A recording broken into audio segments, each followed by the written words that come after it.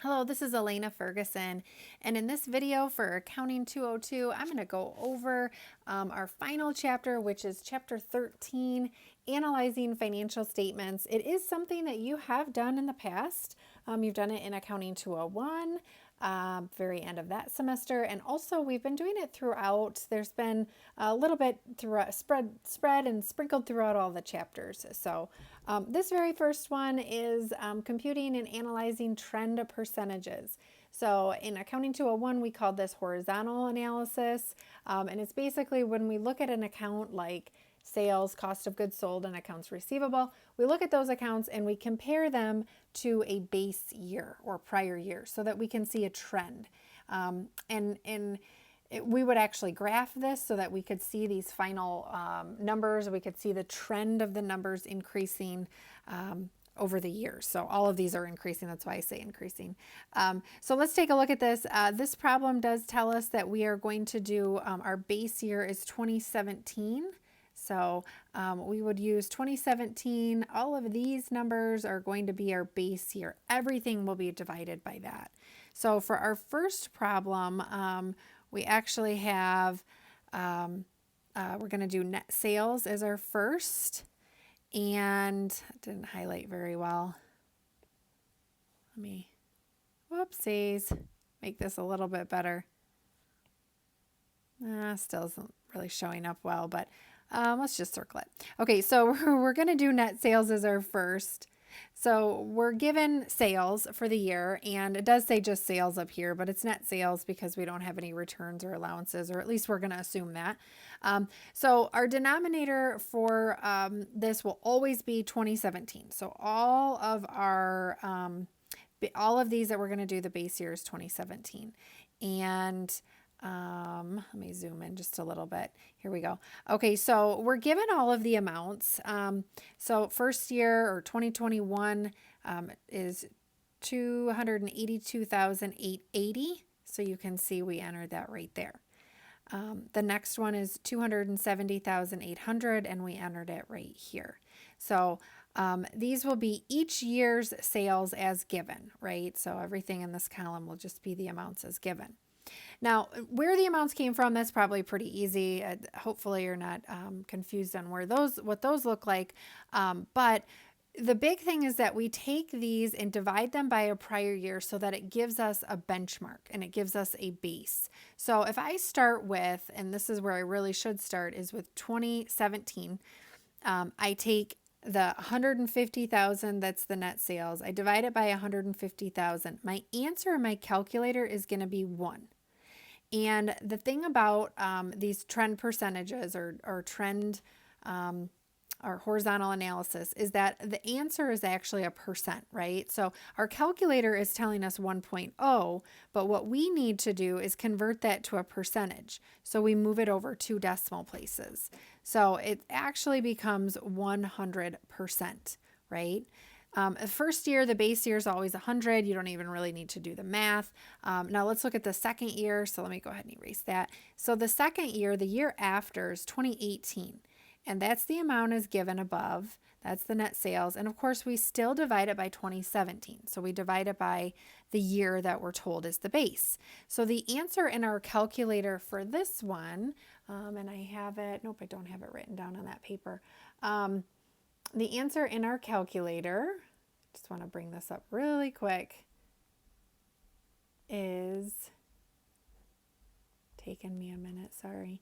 We divide this by, always by the base year of 150,000. So we're going to get 1.5637.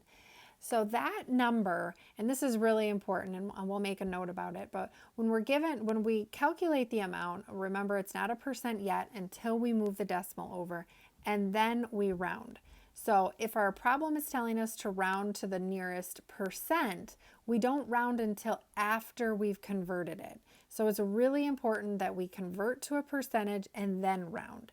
So you see this one would go from, I'm going to write it off to the side, 1.53, there it is. So it would be this, and we would round it, or I'm sorry, we would convert it to a percent. So it's going to be 156.37%. Then we round it. So for rounding for this one, they've asked us, it doesn't print on here, but we're rounding it to the nearest percentage. So if we want to round this digit, which is the 6, the first whole number, we're going to look just next door. And next door has a 3. So because it's not 5 or more, I'm going to keep it at 156%. That will be the answer to this one. Now let me just give you a little different scenario. Let's say it was 156.73. So now I've changed it a little bit. So now when I look next door, I've got a 7, which is greater than 5, right? 5 or greater. That means we round up. So in this example, it would round up to 157 for the percentage. All right, so I just wanted to go over basic rounding rules there. But the big thing is, and let's go ahead and make that note that I mentioned. I wanted to make sure we did that. We'll do that at the very top of our page. So the first thing we need to do is convert decimal answer or answer to a percent. And I didn't go over it, but percent actually stands for per 100 or every 100.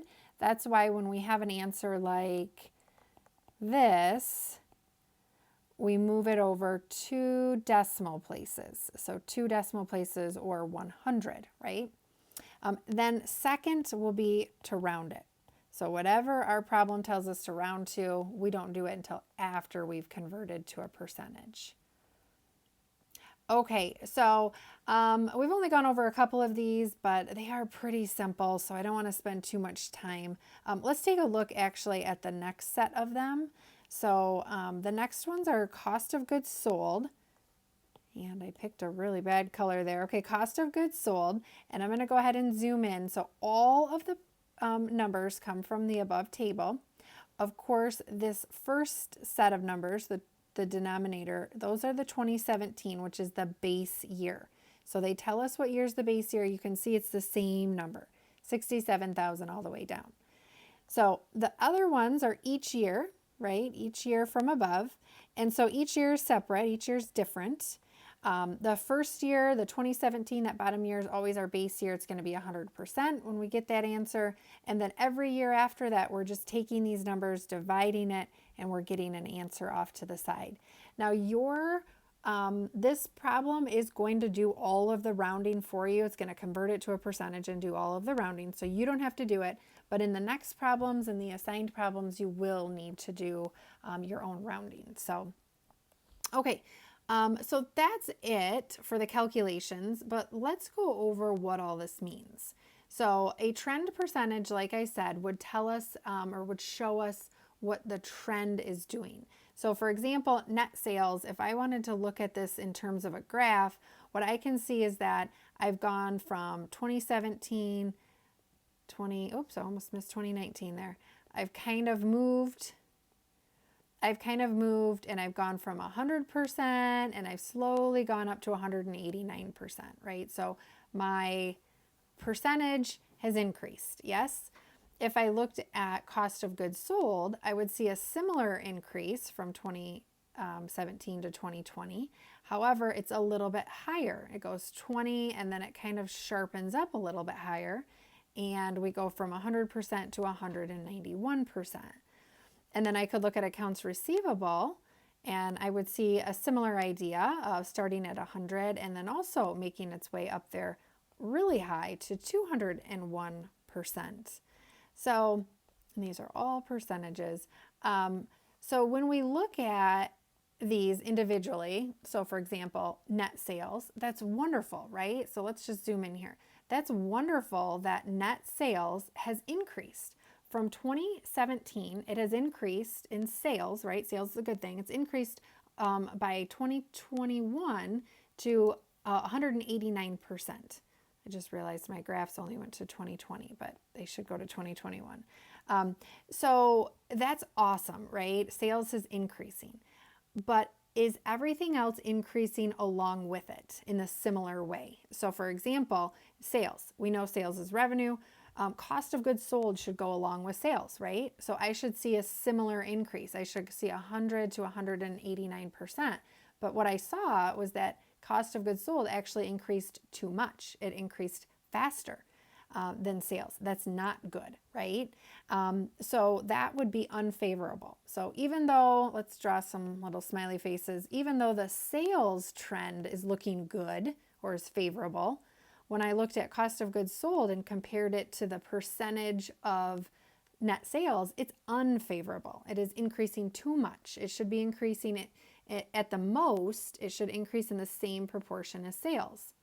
And the same thing with accounts receivable. So accounts receivable is the last one that we looked at here.